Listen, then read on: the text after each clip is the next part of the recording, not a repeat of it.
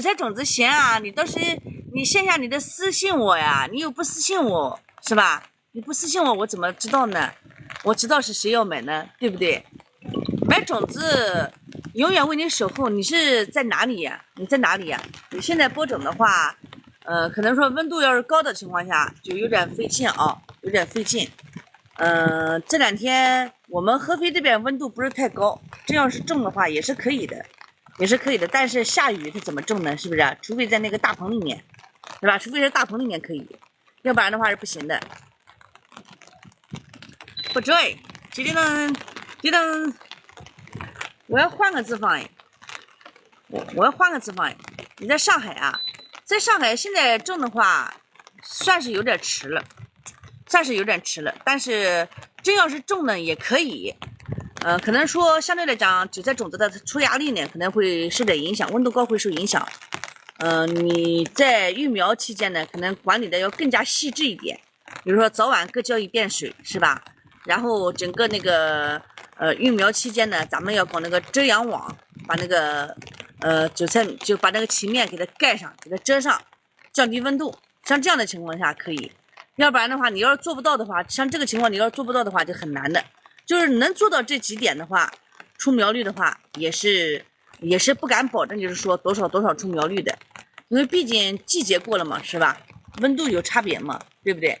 本身只要温度超过32度以上的话就不好的，对不对？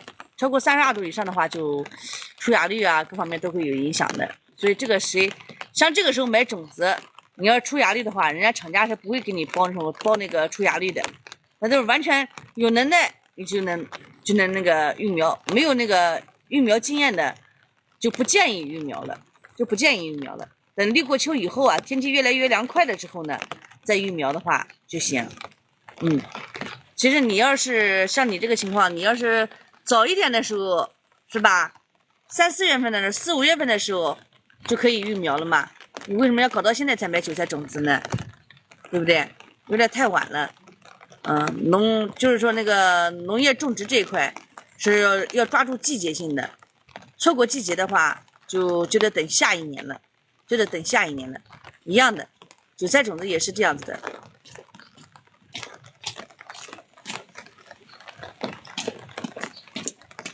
韭菜种子也是这样子的啊！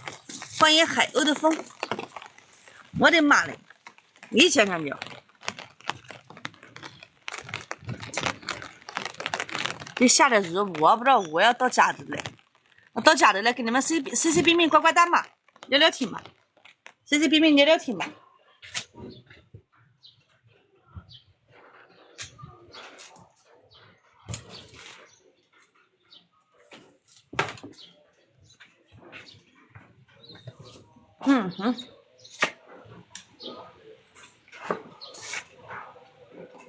你看我的粉丝好像大部分情况下都是什么，都是那个对韭菜感兴趣的。如果要不在韭菜店里面干活的话，就没什么粉丝的那个粘性不够，就是凝聚力不够，是吧？是有的朋友讲的凝聚力不够，我这个好像就这个情况。你看在地里边干活割韭菜的时候，我的妈，那人都多得不得了，是吧？你那不再割韭菜了，你在闲聊的情况下就没多少人了。怎么样才能把我的粉丝能转变成为人留守的呢？对吧？欢迎杨大姐，感谢点赞的哥哥姐姐啊，谢谢。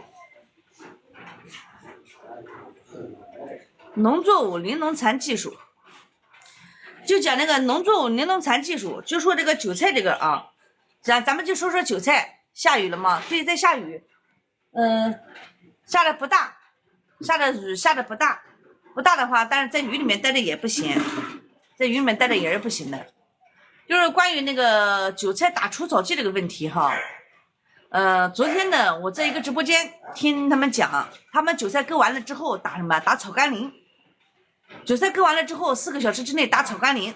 草甘膦打完了呢，主播现在刚出苗是绿的吗？不是花叶。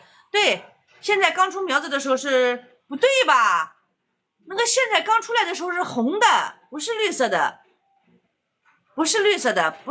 是红的。苋菜刚出苗的时候，一层地下一层都是红色的，不是那个绿色的啊。